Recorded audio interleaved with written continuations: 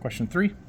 Archer pulls back her bowstring by a distance of 0.398 meters, exerting a force that increases uniformly from 0 to 251 newtons. What is the equivalent spring constant of the bow?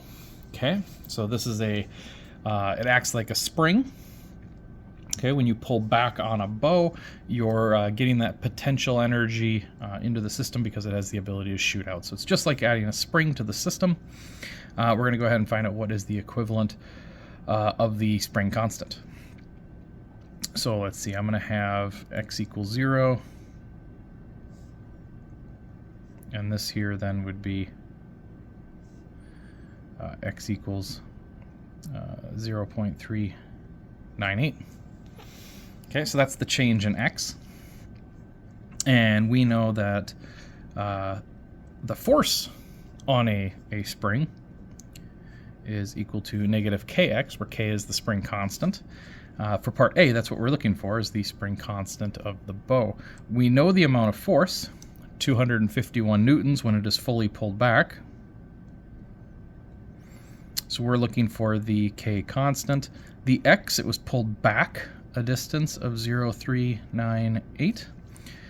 So the two negatives will end up canceling out, and then we just divide to the other side. 251 divided by 0.398 gets us a k constant of 630. It's actually 631.7, we can say that. And then the units here would be newtons per meter. Okay, newtons, and then it's being divided by the meters. So that would be the k constant of this bowstring.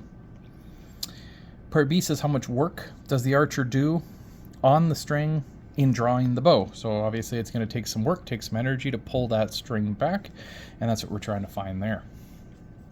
Okay, so we know the work, the only thing involved here is a spring, so the work done by a spring is 1/2 kx initial squared minus 1/2 kx final squared.